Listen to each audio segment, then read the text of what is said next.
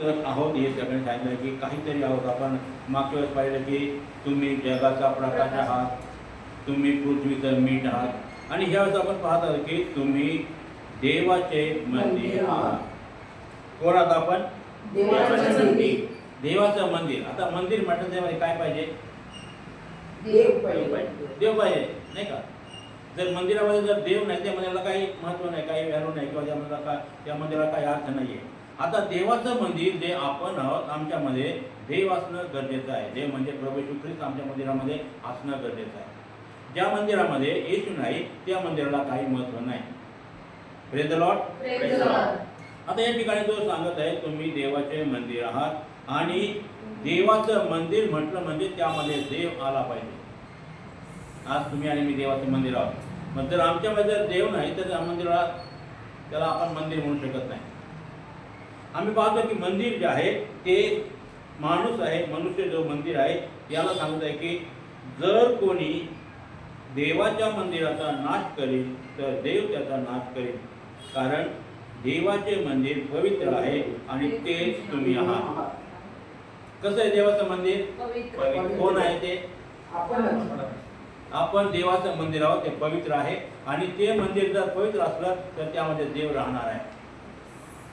Praise the Lord. Praise the Lord. जर देव त्या मंदिरामध्ये आहे तर नक्कीच ते देव मंदिर आश्रय होणार आहे आणि त्या मंदिराचा जर कोणी नाश केला तर देव त्याचा नाश करणार आहे.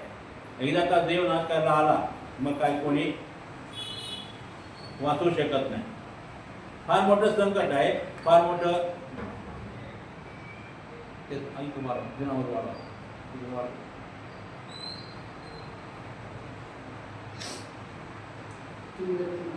Check hallelujah, check check hallelujah.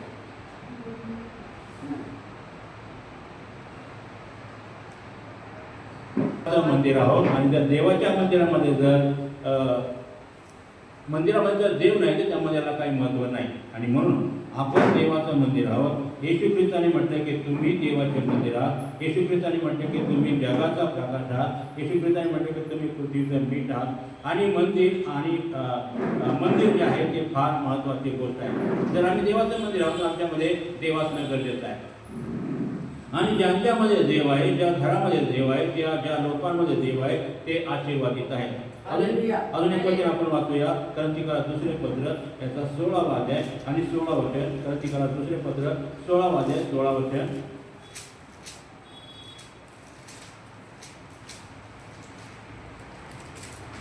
Okay वाचा कोणतरी 16वा अध्याय 16 वचन.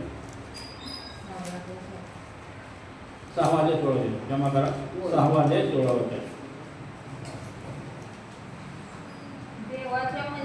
तुम्ही विश्वास ठेवणारे ओके देवाच्या मंदिराचा मूर्ती बरोबर कसा मेळ बसणार?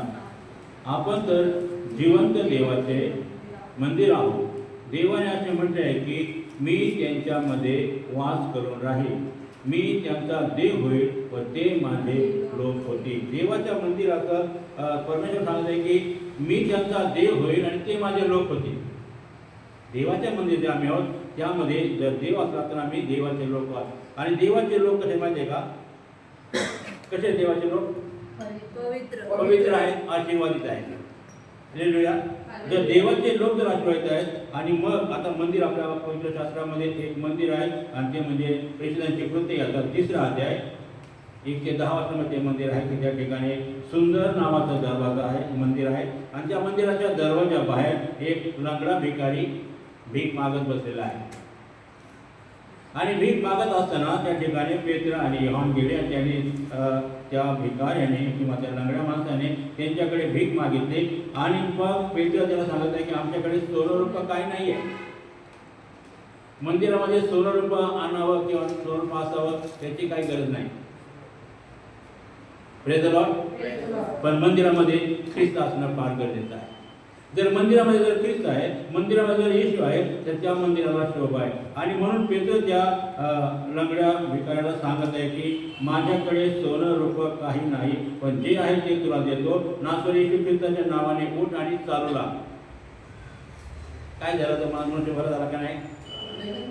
तो उठला आणि चालू लागला आणि नाचत देवाचा गौरव करीत पुढे गेला आता मंदिरामध्ये जेव्हा गेला तेव्हा त्यांनी काय पाहिलं माहिती देवाच्या मंदिरामध्ये ज्यावेळेस तो गेला तेव्हा त्यांनी पाहिलं की लोक आनंद करतायत, कारण की देवाच्या मंदिरामध्ये जो मनुष्य येतो तो आनंदी आहे, सुखी आहे, तो निरोगी आहे. आणि मग त्यांनी जेव्हा ते पाहिलं त्याने विचार केला असेल, अरे मी एवढे दिवस त्या मंदिराच्या बाहेर बसलो आणि काय केलं, भीक मागत आहे. पण जेव्हा तो मंदिराच्या आतमध्ये आला त्याने पाहिलं की लोक देवाचा गौरव करतायत. आणि म्हणजे जर आम्ही देवाचं मंदिर आहोत तर आम्ही देवाचा गौरव करणं गरजेचं आहे. जर आम्ही देवाचे लोक आहोत तर आम्ही देवाच्या सानिध्यामध्ये जाणं गरजेचं आहे. आणि देवाच्या सानिध्यामध्ये आम्ही एकत्र जातो. स्तोत्रसंहिता 133 मध्ये म्हटलं आहे की पहा बंधूने ऐकणे एकत्र राहणे किती चांगलं मनोरम आहे. तेथे परमेश्वराने आशीर्वाद म्हणजे आनंदकालीन जीवन देण्याचं ठरवलेलं आहे. देवाने ठरवलं आम्हाला आशीर्वाद देण्यासाठी, पण आम्ही त्याच्या मंदिरामध्ये जाणं गरजेचं आहे, त्याच्या जवळ जाणं गरजेचं आहे, कारण की तो आपल्या जवळ येत आहे. तो म्हणत आहे की तुम्ही या माझ्या जवळ या म्हणजे मी तुम्हाला जवळ येईल. आणि तो परमेश्वर जर आपल्या मंदिरामध्ये आहे तर नक्कीच आम्ही त्या लंगड्या भिकाऱ्यासारखं मंदिरामध्ये जात असताना आनंद करून उल्हास करून देवाचं गौरव करूया, त्याची स्तुती करूया, त्याला धन्यवाद द्या, कारण की प्रभू परमेश्वर आपल्या मंदिरामध्ये आहे. आता असं म्हटलं की आपण पहिलं वाचलं की जर कोणी या मंदिराचा नाश करेल तर देव त्याचा नाश करेल. आता आम्ही कसं देवाच्या मंदिराचा नाश करतो? आम्ही देवाच्या मंदिरात ना, जर आम्ही देवाच्या सानिध्यामध्ये येत नाही, जर आम्ही देवाच्याकडून ऐकत नाही, जर आम्ही देवाकडून काही आशीर्वाद घेत नाही, तर मग आम्ही ह्या मंदिराचा नाश करतो आणि मग देव आमचा नाश करतो. म्हणून देवाची इच्छा आहे की कोणाचाही नाश होऊ नये, प्रत्येकाचं तारण व्हावं, प्रत्येकाला येशूचं सामर्थ्य मिळावं, प्रत्येकाला येशूने त्याच्या जीवनामध्ये आशीर्वाद करावं, ही देवाची इच्छा आहे. आणि म्हणून आम्ही मंदिरामध्ये यावं, देवाच्या मंदिरामध्ये यावं अशी देवाची इच्छा आहे. कारण देवाने हा नियम लावून दिलेला आहे.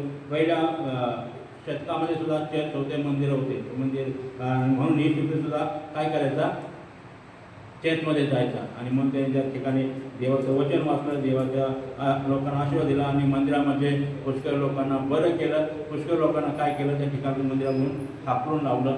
म्हणून आम्ही देवाच्या मंदिरामध्ये जावं अशी देवाची इच्छा आहे, कारण की देवाचं म्हणजे आपण जे पवित्र आहे आणि आम्ही देवाचे पवित्र लोक आहोत. म्हणून येशू ख्रिस्त आमच्यामध्ये राहत आहे, येशू ख्रिस्त आपल्यामध्ये राहत आहे. आणि म्हणून आपण मंदिरामध्ये जाऊया, कारण की देवाचं मंदिर जे आपण आहोत ते पवित्र आहे, ते आशीर्वादित आहे.